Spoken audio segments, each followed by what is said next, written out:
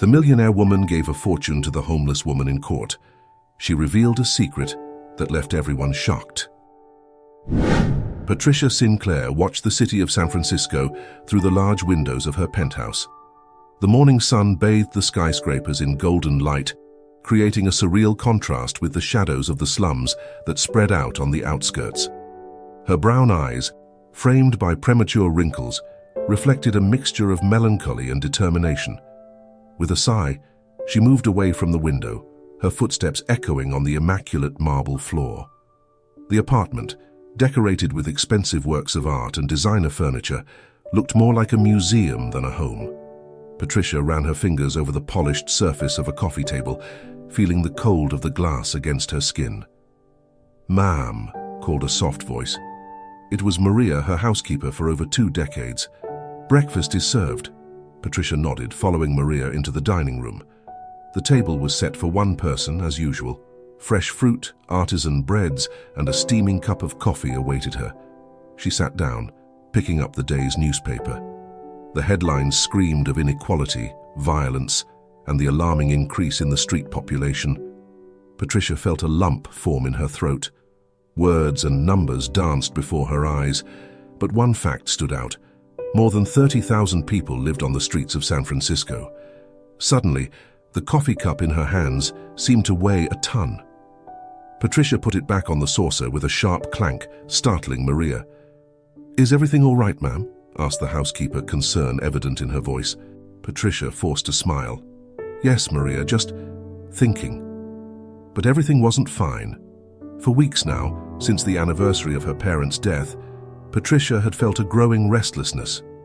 Her life of luxury and isolation was beginning to suffocate her. The walls of the penthouse, once a refuge, now seemed like a golden prison. Determined, Patricia stood up abruptly. "Maria, please call my driver. I need to leave." Minutes later, Patricia was in the back seat of her limousine, watching the city go by from the window. The driver, used to the usual destinations, fine restaurants, art galleries, business meetings, was surprised when she asked to go downtown. The streets became increasingly congested as they approached the heart of San Francisco. Patricia observed, with a mixture of fascination and horror, the pulsating life of the metropolis. Street vendors, hurried executives, and amazed tourists mingled on the sidewalks. It was then that she saw them, a group of homeless people huddled under the marquee of an abandoned building. Men, women, even children, all sharing the same look of despair and resignation. "Stop the car," Patricia ordered, her voice trembling slightly. The driver hesitated. "Ma'am, I don't think it's safe." "I told you to stop," she insisted, her voice now firm. Reluctantly, he obeyed. Patricia got out of the car, feeling the shock of the heat and pollution. Her high heels echoed on the sidewalk as she approached the group. A woman not much younger than Patricia looked up. Her face was marked by time and hardship, but her eyes still shone with a spark of hope. "Do you have any change, ma'am?" the woman asked, her voice hoarse. Patricia froze. Suddenly, all her wealth seemed insignificant in the face of the human suffering in front of her. She reached into her purse, pulling out her entire wallet. "Here," she said, handing the wallet to the stunned woman. "Split it between you." The homeless woman, who Patricia would come to know was called Mariah Johnson, looked incredulously at the wallet in her hands. But that's too much, ma'am. We can't accept it." Patricia felt tears forming in her eyes. "Please accept it. It's the least I can do." At that moment, something changed inside Patricia Sinclair. The barriers she had erected over the years began to crumble. The pain and guilt she had been carrying since the death of her parents found a new purpose. Back in the limousine, Patricia picked up her phone.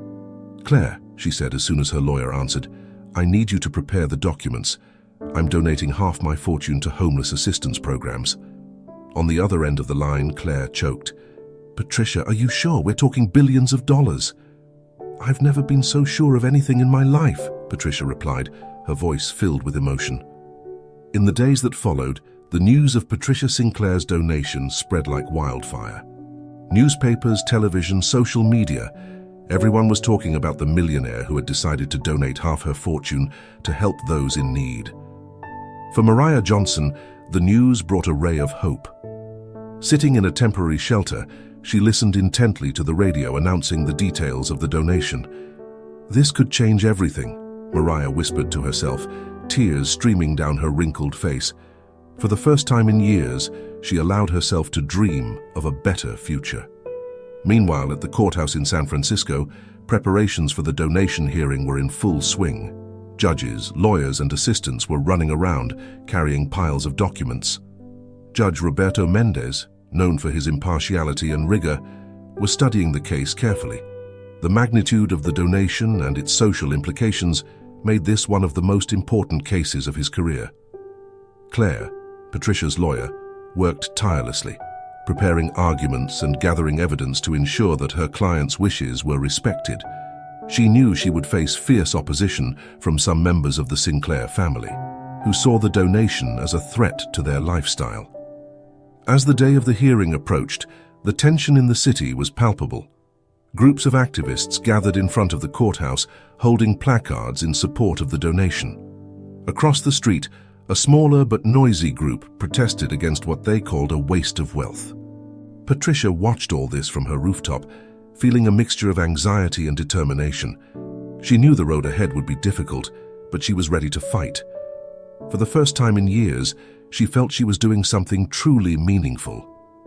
The day before the hearing, Patricia did something she hadn't done for a long time. She prayed, not for herself, but for all the Mariahs around the world, hoping that her donation could bring a little light into their lives. The sun rose over San Francisco, marking the beginning of a new day, a day that promised to change many lives. Patricia Sinclair straightened her impeccable suit, took a deep breath, and left her apartment, ready to face whatever fate had in store for her in court. The city waited expectantly for this story of generosity and redemption to unfold. The John Madison Forum in downtown San Francisco was buzzing with activity that morning. Journalists flocked to the entrance steps, cameras and microphones in hand, anxiously awaiting the arrival of the protagonists of what promised to be one of the most intriguing cases of the year. Patricia Sinclair emerged from her limousine, immediately surrounded by flashes and shouted questions. Her normally composed face betrayed a slight tremor of nervousness. Claire, her lawyer, guided her through the crowd, arm protectively around her client's shoulders. "No comment," Claire repeated firmly, making her way through the reporters. On the other side of the square, almost unnoticed by the media, Mariah Johnson arrived on foot. Her steps were hesitant, her eyes wide at the grandeur of the building and the tumult that surrounded it. She was wearing simple but clean clothes, provided by the shelter where she was staying temporarily. Inside the courtroom, the noise was almost deafening. The courtroom was packed, with representatives from various charitable organizations, curious onlookers, and of course members of the Sinclair family, many of whom cast furious glances in Patricia's direction. Judge Roberto Mendez entered the room, and a respectful silence ensued. His stern face scanned the audience before settling on Patricia. "We are here today," he began, his deep voice echoing through the room, "to assess the legality and implications of the donation proposed by Ms. Patricia Sinclair, an unprecedented donation in our country, both in value and potential social impact." Patricia straightened up in her chair, feeling the weight of all the stares on her. Claire gently squeezed her arm, a silent gesture of support. "Ms. Sinclair," continued the judge, "could you explain to us, in your own words, what led you to make this decision?" Patricia stood up, her hands shaking slightly as she adjusted the microphone. "Your Honor," she began, her voice gaining strength as she spoke, "I have spent much of my life surrounded by luxury and privilege, while all around me thousands of people struggled daily to survive. It was only recently that I realized the true weight of this disparity." She paused, her eyes scanning the room until they found Mariah, sitting discreetly at the back. "I saw up close the suffering of those who don't have a roof over their heads, who don't know where their next meal will come from, and I realized that I had the power to make a difference, not just with occasional small donations, but with a truly significant change." A murmur went through the room. Patricia continued, "This donation isn't just about money. It's about social responsibility, about using the resources we have to create a lasting positive impact on our society. Judge Mendez nodded, his face impassive. Thank you, Ms. Sinclair. Now, I'd like to hear from the representatives of the charitable organizations that will be affected by this donation. One by one, leaders of various NGOs stood up to speak. They talked about housing programs, job training, medical assistance. Each painted a vivid picture of how Patricia's donation could transform thousands of lives. Meanwhile, Mariah watched everything with a mixture of hope and apprehension. Her heart was pounding in her chest, and she sensed that something important was about to happen. After hours of testimony, Judge Mendez turned again to Patricia. Miss Sinclair, your generosity is commendable. However, I must ask, have you fully considered the personal implications of this decision? This donation will represent a drastic change in your lifestyle. Patricia smiled a sad but determined smile. Your Honor, what will change is only the superfluous. What really matters, the ability to make a difference, will only increase. It was at this moment that Mariah stood up abruptly, her chair scraping loudly on the marble floor. All eyes turned to her. Excuse me, Your Honor, she said, her voice shaky but determined. I have something to say. Judge Mendez frowned, surprised by the interruption. And you are? Mariah Johnson, Your Honor. I'm one of the people who would benefit from this donation, but there are more. She took a deep breath, gathering her courage. I'm Patricia Sinclair's cousin. A collective shock ran through the room. Patricia turned abruptly, her eyes wide with surprise and confusion. What? She whispered in disbelief. Claire, the lawyer, immediately stood up. Your Honor, this is highly irregular. We have no evidence to support that claim. Judge Mendez raised his hand, silencing the room. Ms. Johnson, this is a serious allegation. Do you have any evidence to support what you say? Mariah trembled visibly, but her gaze remained steady. I do, Your Honor. I have a birth certificate and old family photos. I didn't want to mention it. I didn't come here to cause trouble or ask for anything for myself, but listening to Patricia talk, I felt I had to tell the truth. The room erupted in agitated conversations. Patricia remained motionless, her face a mask of shock and confusion. Claire immediately began whispering furiously to her client, while the other lawyers present stood up, demanding verification of Mariah's allegations. Judge Mendez banged his gavel repeatedly, demanding order. Silence, silence in the courtroom. When he finally managed to quieten the room, he turned to Mariah. Ms. Johnson, hand over the documents you mentioned to the bailiff. We'll do an immediate check. While the documents were being examined, Patricia couldn't take her eyes off Mariah. Long-buried memories began to surface. The face of a smiling girl at a family picnic. A distant cousin who had disappeared after a tragedy. Claire, sensing her client's agitation, leaned towards her. Patricia, don't jump to conclusions. We'll check all this out carefully. But the lawyer could already see the gears turning in her mind.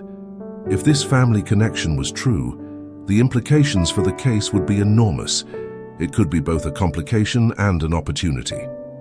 After what seemed like an eternity, the bailiff returned with the documents, handing them to the judge along with a preliminary report. Judge Mendez examined them carefully, his face a mask of concentration. Finally, he looked around the room. After an initial check, it appears that there is indeed evidence to support Ms. Johnson's allegation. She is apparently a distant cousin of the Sinclair family. The courtroom erupted into chaos again. Patricia felt as if the ground had disappeared beneath her feet. How had she not known this? How had a member of her family ended up on the streets? Judge Mendez banged his gavel once more. Order! In light of this new information, I declare a recess. We will resume tomorrow at 9 a.m. I hope that all parties will use this time to process these revelations and consider their implications. As the room emptied in a flurry of excited voices, Patricia and Mariah remained in their seats, their gazes locked on each other across the room. Two women, separated by circumstance and fate, now united by a revelation that promised to change everything. Claire watched the scene, her analytical mind already working on the possibilities and complications that this new information would bring. She knew that the Sinclair family history was about to be exposed, bringing long-buried secrets to light. The courtroom was empty now, except for Patricia, Mariah, and Claire. The silence was deafening, laden with unasked questions and unrevealed truths. Night fell over San Francisco, but sleep didn't come for Patricia Sinclair. In her penthouse apartment, she sat in the dark, her eyes fixed on the city below. The courtroom revelations echoed in her mind, unleashing an avalanche of long-suppressed memories. With a heavy sigh, Patricia stood up and walked over to a locked cabinet in the corner of her office. With trembling hands, she turned the dial of the safe, revealing a carved wooden box. Inside, old photos and yellowed newspaper clippings waited, guarding secrets from the past.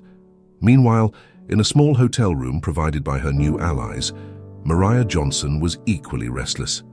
Sitting on the edge of the bed, she held a faded photograph, her fingers tracing the outlines of smiling faces. On either side of the city, two women plunged into painful memories, reliving the day that changed everything. 20 years ago, the summer sun bathed the Sinclair mansion in golden light. Children's laughter echoed through the manicured garden, where the family gathered for the traditional summer picnic. Patricia, then 25, watched the scene with a distant smile. Her father, the patriarch Robert Sinclair, was discussing business with his brother, while her mother, Elizabeth, was arranging the dishes on the large checkered tablecloth. "Patty, come and play!" The excited voice belonged to Mariah, then 15, Patricia's second cousin. The teenager was running around the lawn with other children, her face lit up with the carefree joy of youth. Patricia shook her head, smiling. "Maybe later, Mari. I have to help Mom." The afternoon passed in an atmosphere of happiness and family togetherness. No one could have predicted the tragedy that was about to unfold. As the sun began to set, the guests said their goodbyes. The nuclear Sinclair family, Robert, Elizabeth, Patricia, and their younger brother Thomas, retreated into the mansion. It was then that the smell of smoke reached Patricia's nostrils. "Dad?" she called out, concern evident in her voice. "Do you feel that?" Robert frowned, sniffing the air. Suddenly, his eyes went wide. "Fire! Elizabeth, get the children!" Chaos ensued. The flames, which had apparently started in the east wing of the mansion, spread with terrifying speed. Thick smoke quickly filled the corridors, making it difficult to see and breathe. Patricia rushed into Thomas's room, finding the 10-year-old cowering under the bed. "Come on, Tommy. We've got to get out of here." Carrying her brother in her arms, Patricia struggled to find her way through the smoke. She could hear the desperate cries of her parents calling out to them. When they finally reached the garden, Patricia saw with horror that the flames had engulfed almost the entire mansion. Fire engines were arriving, sirens howling in the night. "Mom! Daddy!" Thomas shouted, struggling to free himself from Patricia's arms. That's when she saw it, two figures emerging from the smoke. For a moment, her heart leapt for joy. But as they got closer, Patricia realized that it wasn't her parents. It was Uncle James carrying an unconscious Mariah. "Patricia," James shouted, coughing violently, "your parents, they—" He didn't need to finish the sentence. The look in his eyes said it all. The next few hours passed in a blur of sirens, flashing lights and muffled voices. Patricia found herself wrapped in a blanket, watching helplessly as the firefighters battled the flames that were consuming her home and her family. Thomas sobbed silently beside her, while Mariah, having regained consciousness, stared at the scene with eyes empty of shock. That was the last time Patricia saw Mariah. Back in the present, Patricia wiped away the tears that were silently streaming down her face. The guilt she had been carrying for 2 decades weighed even heavier now. How could she have lost contact with Mariah? How had she allowed her cousin to end up on the streets? On the other side of town, Mariah put the photo back in a worn bag. The image of a young Patricia smiling beside her was a bittersweet reminder of a life that seemed to belong to someone else. After the fire, Mariah's life spiraled. Her father, James, devastated by the loss of his brother and sister-in-law, plunged into alcoholism. Within a few years, they had lost everything. Mariah, then 18, found herself alone in the world, with no formal education and no means of support. The years on the streets had been tough, but somehow she had survived. And now, by some quirk of fate, she found herself back in the Sinclair's orbit. Mariah wondered what tomorrow would bring. Part of her wanted to escape, to return to the anonymity of the streets she knew so well. But another part, a part she thought she had suffocated long ago, longed for connection, for family. In the penthouse, Patricia made a decision. Picking up the phone, she dialed Claire's number. "Claire, it's Claire. I need you to do something in the morning. Find out everything you can about what happened to Mariah Johnson over the last 20 years, and prepare the papers. I want to change the terms of the donation." On the other end of the line, Claire hesitated. "Patricia, are you sure? That could complicate things even more." "I'm sure," Patricia replied, her voice firm for the first time in days. "It's time to correct some of the mistakes of the past." Meanwhile, in court, Judge Roberto Mendez spent the evening poring over the Sinclair case files. What had begun as a simple hearing about a charitable donation was turning out to be a complex web of family secrets and personal tragedies. He knew that the decisions he would make over the next few days would not only affect Patricia and Mariah, but potentially thousands of lives that depended on the promised donation.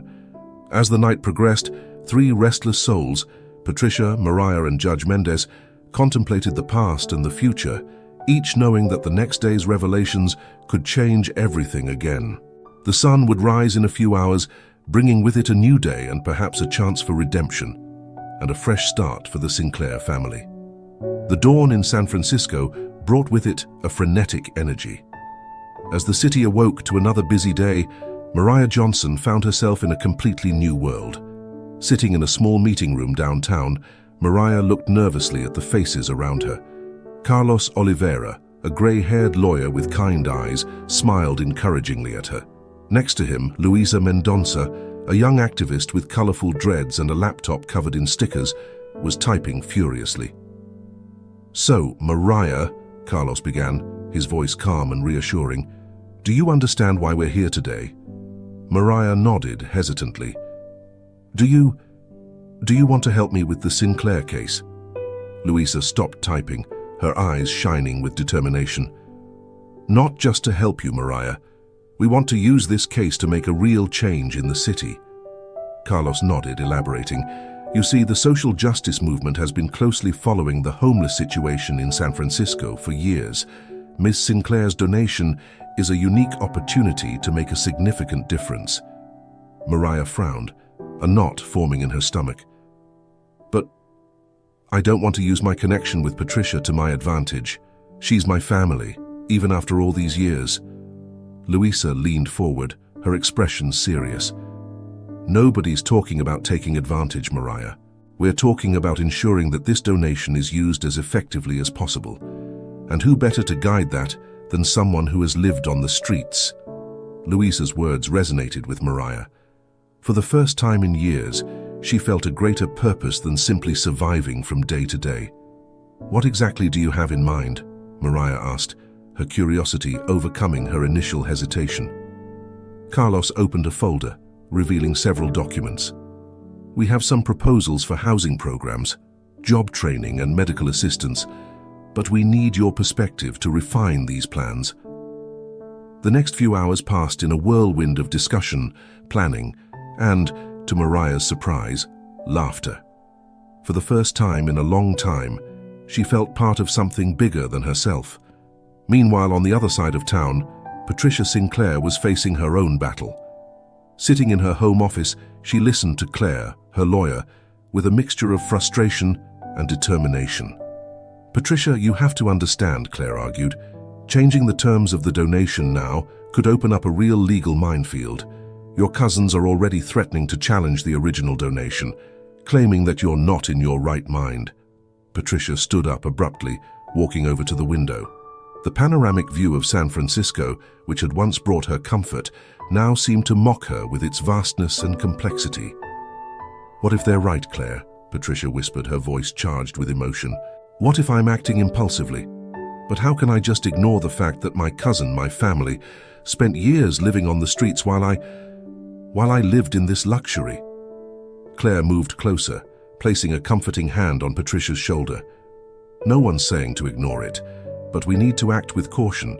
Changing the terms of the donation to directly benefit Mariah could look like favoritism, or worse, an admission of guilt." Patricia turned, her eyes shining with a mixture of determination and unshed tears. "So what do you suggest?" "Let's keep the original terms of the donation," Claire began, choosing her words carefully. "But we can create a clause that ensures that a significant portion of the funds are directed to specific programs that serve people in situations similar to Mariah's." Patricia considered the proposal for a moment before nodding slowly. "Okay, but I want to be personally involved in these programs. I can't go on living in my bubble of privilege." Claire smiled, a mixture of pride and concern in her eyes. "That could be risky, Patricia. You'll be exposing yourself to a lot of attention and possibly criticism." "It's a risk I'm willing to take," Patricia replied, her voice firm. "It's time to do more than just sign checks." As the day progressed, Mariah found herself getting more and more involved with the activist group. What had begun as a meeting to discuss the Sinclair case evolved into a brainstorming of ideas for systemic changes in the city. "The problem isn't just homelessness," Mariah explained, her voice gaining confidence. "It's the lack of opportunities, of access to healthcare, of dignity." Louisa nodded enthusiastically, her hands flying over the keyboard as she documented Mariah's ideas. Carlos, meanwhile, took notes on a pad, occasionally asking insightful questions that helped refine the concepts. "You know," Carlos said, looking at Mariah with admiration, "you have a natural talent for this. Have you considered getting more actively involved in activism?" Mariah paused, surprised by the suggestion. "Me? But I'm just... well, I have no formal education, no experience." Louisa interrupted, her tone passionate. "Mariah, you have something much more valuable, real-life experience. You understand the needs of the community in a way that many of us, with all our education, never could." Louisa's words touched something deep in Mariah. Years of surviving on the streets had diminished her self-esteem, making her feel invisible and worthless. But here, in this room, with these people, she felt seen, valued. I'd like that," Mariah finally said, a shy smile forming on her lips. "I'd like to help, to make a difference." Carlos smiled broadly, extending his hand to Mariah. "Welcome to the team, then." While Mariah found a new purpose, Patricia struggled with her own isolation. After hours of arguing with Claire, she found herself alone in her vast apartment, the silence deafening. Walking over to her bookcase, Patricia picked up a dusty photo album. The images of happier times, family picnics, birthdays, Christmases, seemed to belong to another life. One photo in particular caught her eye. Her and Mariah, teenagers, hugging and smiling at the camera. Patricia traced the outline of Mariah's face with her finger, silent tears running down her cheeks. "How could I let this happen?" she whispered to the empty room. At that moment, Patricia made another decision. Picking up her phone, she dialed a number she hadn't used in years. "Thomas, it's Patricia. Is your phone still blocking my calls?" On the other end of the line, her brother's voice sounded hesitant. "Pat, No, it's not. I wasn't expecting your call." "I know," Patricia replied, her voice embittered. "But Thomas, we need to talk. About everything. About that night, about Mariah, about our family." There was a long silence before Thomas answered. "Okay, Pat. I think it's about time, isn't it?" As night fell over San Francisco, new alliances were formed and old bonds were rekindled. Mariah, finding new purpose with the activists. Patricia, seeking reconnection with her estranged brother. The Sinclair case, which had begun as a simple philanthropic donation, was turning into something much bigger, a chance for healing, redemption, and perhaps real change for an entire city. As the city lights flickered on in the darkness, both Mariah and Patricia prepared themselves, each in their own way, for the challenges that the new day would bring. Court awaited them, and with it, the promise of more revelations and perhaps a new beginning for both of them. The Almeida Associados law firm was buzzing with activity that morning. Claire, sitting at her desk, was furiously leafing through a pile of newly arrived documents. Her normally composed face betrayed a mixture of shock and concern. "This can't be right," she muttered, picking up the phone. "Patricia needs to know about this immediately." Meanwhile, on the other side of town, Patricia Sinclair walked nervously through the lobby of a discreet cafe. Her brother Thomas had agreed to meet her there, away from the prying eyes of the media and high society. The doorbell tinkled, and Patricia turned to see Thomas entering. The years had been kind to him. His face still bore traces of the youth Patricia remembered, although his eyes looked more tired, more cautious. "Pat," he said simply, stopping a few paces away. "Tommy," she replied, her voice breaking. For a moment they stood there, the weight of years of silence and resentment between them. Finally, Patricia stepped forward, opening her arms.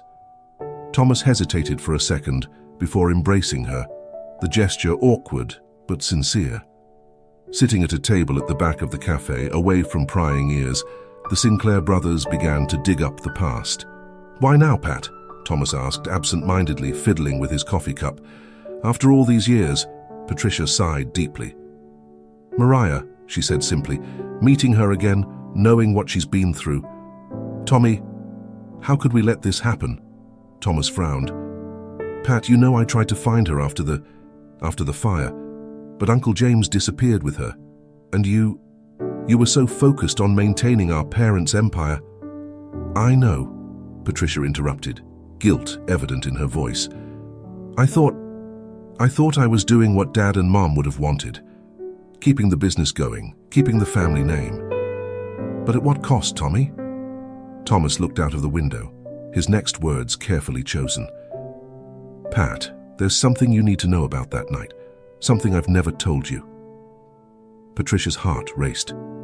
"What?" "That night, before the fire started, I heard Dad and Uncle James arguing. They were shouting about money, a lot of money." Patricia felt the blood freeze in her veins. "What are you saying, Tommy?" Before Thomas could answer, Patricia's phone rang insistently. It was Claire. "Patricia," Claire's voice sounded urgent on the other end of the line. "We need to talk, now. I found something in the company archives, something you need to see." Patricia looked at Thomas, who nodded gravely. "Go," he said. "But this isn't over. We have a lot more to discuss." In Claire's office, Patricia stared in disbelief at the documents spread out on the table. "That can't be true," she muttered, running her eyes over the numbers and dates. Claire nodded somberly. "Unfortunately, it is. It seems that your father and Uncle James were involved in a wealth concealment scheme. Millions siphoned off into offshore accounts, phantom investments." Patricia felt the world spin around her. Everything she believed about her family, about the legacy she had fought so hard to protect, was falling apart. "And there's more," Claire continued, hesitantly. "We found evidence that the fire may not have been an accident." Patricia staggered, clutching the edge of the table for support. "What?" "There are indications that it was a file burn," Claire explained softly. "Something went wrong and—" Patricia couldn't hear the rest. The roar in her ears drowned out everything around her. Years of guilt, of grief, of blind dedication to the family business, all based on a lie. While Patricia faced the shocking revelations about her past, Mariah was immersed in a whole new world. At the headquarters of the Movement for Social Justice, she found herself surrounded by city maps, statistical graphs, and determined faces. "So, if we direct funds to this area first," Louisa explained, pointing to a map, "we can create a domino effect of improvements." Mariah nodded, absorbing every detail. Her mind, sharpened by years of surviving on the streets, was quickly identifying strengths and weaknesses in the plans. "What about people who don't have papers?" she asked. "Many on the streets have lost everything, including legal identity." Carlos smiled, impressed. "Excellent point, Mariah. We need to include a legal assistance program in the plan." As the discussion progressed, Mariah felt a mixture of excitement and apprehension growing inside her. Part of her still couldn't believe she was there, contributing to something so important. Another part feared that it could all disappear in the blink of an eye, as had happened so many times in her life. "Mariah," Louisa called softly, noticing her distant expression. "Is everything all right?" Mariah hesitated before answering. "It's just that it all sounds too good to be true. What if something goes wrong? What if Patricia changes her mind about the donation?" Carlos approached, his face serious but gentle. "Mariah, whatever happens with the Sinclair donation, you're part of this team now. Your knowledge, your experience, they're invaluable to us." Carlos's words warmed Mariah's heart, but a shadow of doubt lingered. "But what about Patricia? She's my family. I don't want her to think I'm using our connection to do good?" Louisa added, raising an eyebrow. "Mariah, you have as much right as anyone to fight for change. Your connection with Patricia doesn't diminish that." Mariah nodded slowly, trying to believe her new friend's words. But in the back of her mind, a persistent voice whispered doubts and fears. Back in Claire's office, Patricia finally found her voice. "What do we do now?" she asked, her voice shaky but determined. Claire hesitated. "Legally, we have options. We can try to keep it a secret, protect the family name." "No," Patricia interrupted firmly. "No more secrets. No more lies." "Patricia," Claire warned, "you have to understand the implications. This could affect not only you, but the donation, the projects we have planned." Patricia stood up, walking over to the window. Outside, the city continued its frenetic pace, oblivious to the drama unfolding in that office. "Maybe," Patricia said slowly, "maybe it's time to rethink everything, not just the donation, but everything." Claire watched her with a mixture of admiration and concern. "What did you have in mind?" Patricia turned around, her eyes shining with a new determination. "I want to do more than just donate money, Claire. I want to fix what's wrong, starting with my own family." Just then, Patricia's phone rang again. It was Thomas. "Pat," her brother's voice sounded urgent. "I've just had a call. It's about Mariah. I think she might be in danger." Patricia's heart raced. Just when she thought things couldn't get any more complicated, fate proved otherwise. "I'm on my way," she said, already heading for the door. As Patricia ran to her car, her mind was spinning with all the revelations of the day. Her family's secrets, the possible danger to Mariah, the overwhelming responsibility that now weighed on her shoulders. One thing was clear: the decisions she would make in the next few hours would not only affect her future, but that of many others. The weight of the Sinclair legacy, both good and bad, had never seemed so heavy. As the sun began to set over San Francisco, casting long shadows over the city, Patricia prepared to face perhaps the biggest challenge of her life. The truth, buried for so long, was about to come out, and with it, the chance of redemption, or total ruin. The John Madison Forum was abuzz that morning. Journalists flocked to the steps, cameras and microphones at the ready, anxiously awaiting the arrival of the protagonists of what had become the most talked-about case in San Francisco. Inside the courtroom, the air was charged with tension. Judge Roberto Mendez looked gravely at the crowded courtroom, aware that the decisions made there today would have ramifications far beyond those four walls. Patricia Sinclair entered, her face pale but determined. Beside her, Claire walked with firm steps, a thick briefcase under her arm. On the other side of the room, Mariah Johnson sat with Carlos and Louisa, the nervousness evident in her restless eyes. "All rise," announced the bailiff. "This session of the court is now in session. The Honorable Judge Roberto Mendez presiding." Judge Mendez settled into his chair, his gaze sweeping the room before settling on Patricia.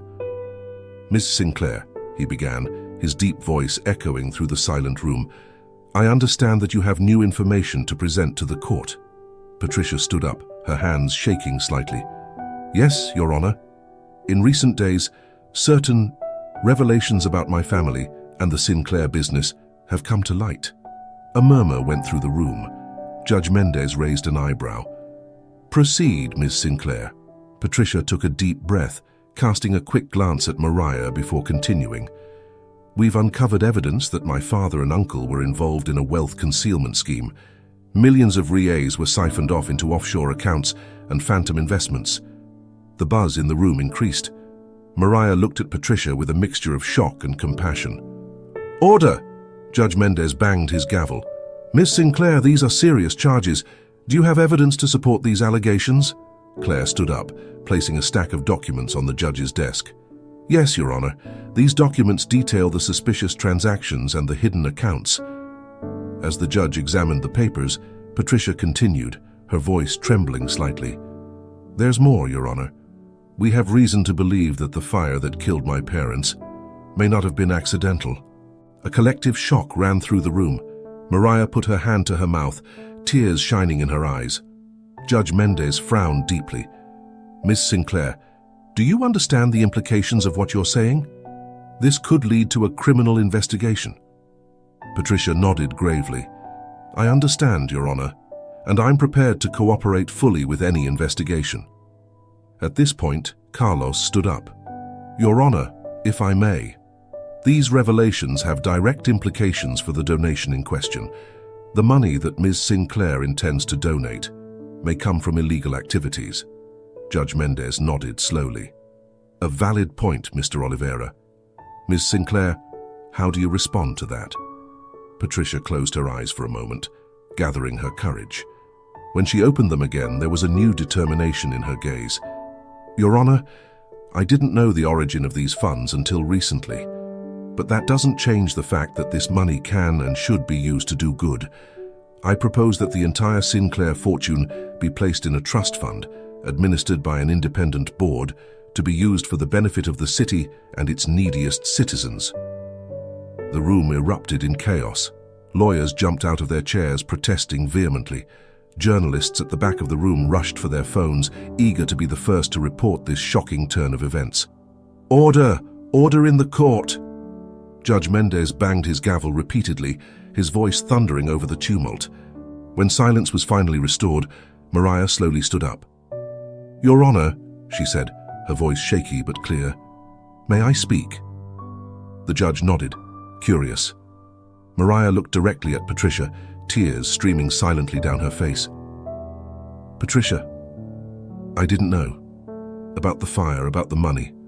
I spent so long resenting you, thinking that you and your family had abandoned me. But now I see we were all victims." Patricia felt her own tears start to fall. "Oh, Mariah, I'm so sorry.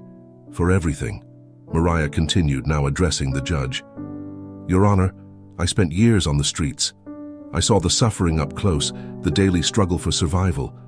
What Patricia is proposing could change so many lives. Please don't let the mistakes of the past stand in the way of a better future." Judge Mendez listened intently, his face a mask of concentration. When Mariah had finished, he leaned back in his chair, pensive. "This case," he began slowly, "has taken a turn that none of us could have foreseen. The revelations made today are of an extremely serious nature and will certainly lead to further investigation." He paused, his gaze roaming the room. "However, Ms. Sinclair's proposal to set up an independent trust fund is intriguing. It could be a way of ensuring that these funds, regardless of their origin, are used for the common good." Claire stood up. "Your Honor, if I may, I would like to propose that the Movement for Social Justice, represented here by Mr. Oliveira and Ms. Mendonça, be included on the board that will administer this fund. Their experience and knowledge will be invaluable." Judge Mendez nodded. "A sensible suggestion. Mr. Oliveira, Ms. Mendonça, would you be willing to take on this role?" Carlos and Luisa exchanged surprised glances before nodding emphatically. "Well," the judge continued, "there are still many details to be resolved. We'll need time to examine all this new information and determine the best course of action." He banged his gavel. "This court will go into recess for 48 hours. During that time, I expect all parties involved to work together to refine this trust fund proposal. I want to see a detailed plan when we return." As the room began to empty, Patricia hesitantly approached Mariah. For a moment, the two women stared at each other, years of pain and separation weighing them down. Then, without a word, Mariah stepped forward and embraced Patricia. The gesture, simple but deeply meaningful, seemed to release years of tension and hurt. "We have a lot to talk about," Patricia whispered. Mariah nodded, pulling away with a shaky smile. "Yes, we do. But right now, I think we have work to do." As they walked out of the courtroom together, closely followed by Claire, Carlos, and Luisa, there was a palpable feeling that something significant had changed. The road ahead was still uncertain, full of legal and emotional challenges. But for the first time in a long time, there was also hope. Outside, the afternoon sun bathed San Francisco in a golden light, as if the city itself was renewing itself. The revelations of that day had shaken foundations, exposed painful truths, but also opened doors to possibilities that had previously seemed unimaginable. As the group walked away from the courthouse, ready to face the next crucial 48 hours, one thing was clear. The real journey of redemption and transformation was just beginning. The sun was rising over San Francisco, bathing the city in shades of gold and pink. On the 25th floor of a corporate building downtown, Patricia Sinclair watched the metropolis awaken, its pale, tired reflection visible in the glass of her window. The last 48 hours had been a marathon of meetings, heated discussions, and intense planning. Behind her, the conference room was packed. Mariah Johnson, now dressed in borrowed but elegant clothes, was leaning over a pile of documents, talking quietly to Luisa. Carlos and Claire were in an animated discussion about the legal aspects of the new plan, while a team of accountants and lawyers worked furiously on laptops spread across the large mahogany table. "Everyone ready?" Patricia asked, turning to face the group. Heads nodded in unison. It was time to return to the courthouse. The John Madison Forum was even more chaotic than 2 days ago. News of the shocking revelations about the Sinclair family had spread like wildfire, attracting an even larger crowd of journalists, onlookers, and activists. Inside the courtroom, Judge Roberto Mendez watched the scene with a mixture of anticipation and apprehension. When everyone was in their seats, he banged his gavel, calling the session to order. "Well," he began, his gaze sweeping the room, "these have undoubtedly been 2 of the most extraordinary days in my legal career. Miss Sinclair, I understand that you and your team have a proposal to present to the court?" Patricia stood up, her face a mask of determination. "Yes, Your Honor. For the past 2 days, we have worked tirelessly to develop a plan that we believe is not only fair, but truly transformative." She gestured, and Claire began handing out folders to the judge and the others present. "What we propose," Patricia continued, "is the creation of the New Dawn Foundation. This foundation will be funded with the entirety of the Sinclair family's assets, including all businesses and properties." A murmur of surprise went through the room. Judge Mendez raised an eyebrow, clearly puzzled. "The foundation will be managed by an independent board, made up of experts in areas such as social housing, education, public health, and urban development. Mariah Johnson and I will serve as co-chairs, but we won't have veto power over the board's decisions." Mariah stood up, joining Patricia. Her voice, once hesitant, now sounded strong and confident. "The goal of the New Dawn Foundation will be twofold. First, to address the root causes of poverty and inequality in San Francisco.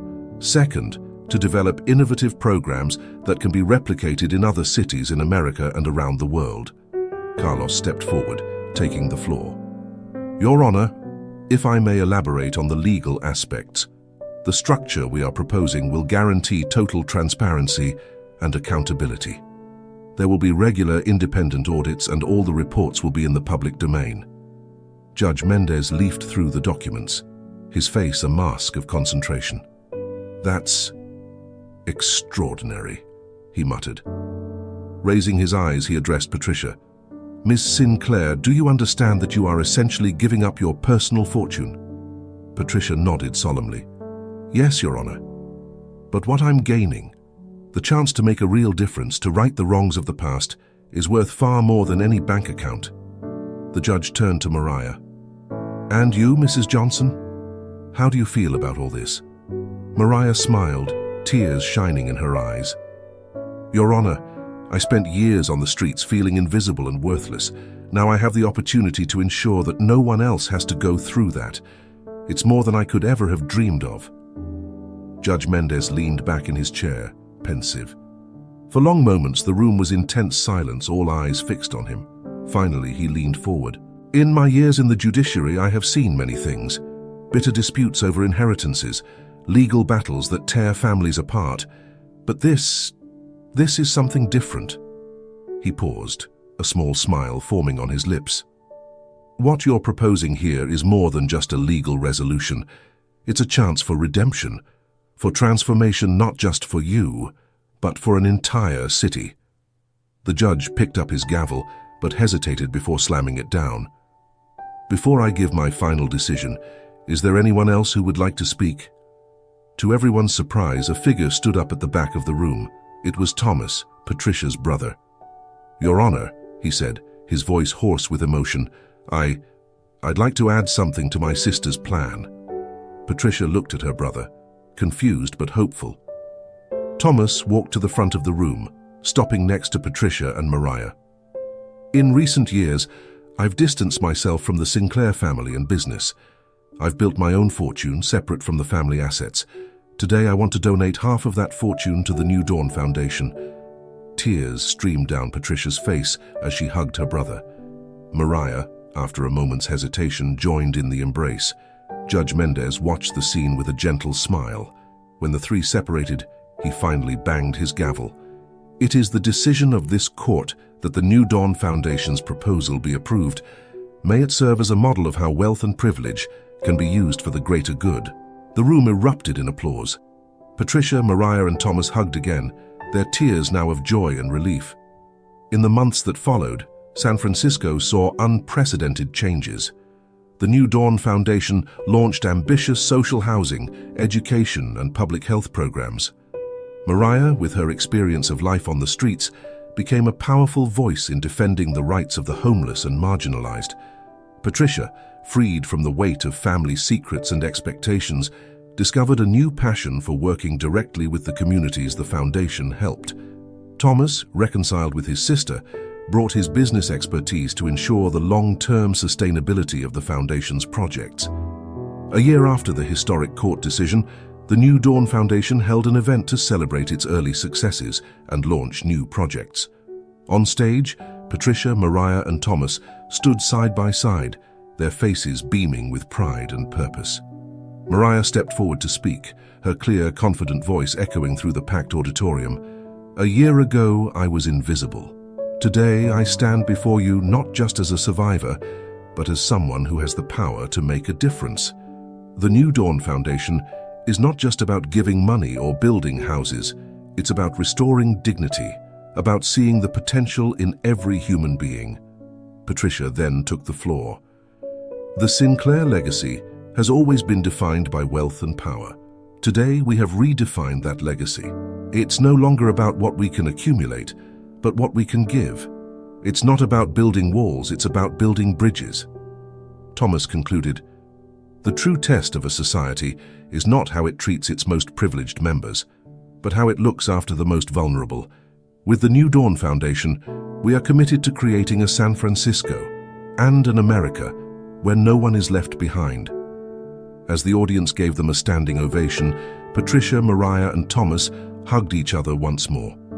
They knew that the road ahead would still be full of challenges, but for the first time in their lives, they felt that they were exactly where they were supposed to be, doing exactly what they were supposed to be doing.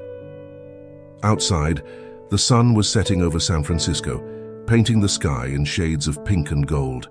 The city, so often divided by inequality, seemed united in a moment of hope and possibility. And at the heart of this transformation were three people who had discovered that true wealth lies not in bank accounts or property, but in the ability to make a difference in the lives of others. As the city lights began to flicker in the falling night, the promise of a new dawn hung in the air, not just for the Sinclair family, but for an entire city ready to embrace a fairer and more compassionate future. If this story touched your heart, then don't forget to leave a like. Use the super thanks located just below the video to directly support the channel and help create more amazing content. Subscribe and turn on the notification bell so you don't miss any updates. Now don't miss the next incredible story that's appearing on your screen. I greatly appreciate your support and hope to see you soon. Thank you for watching.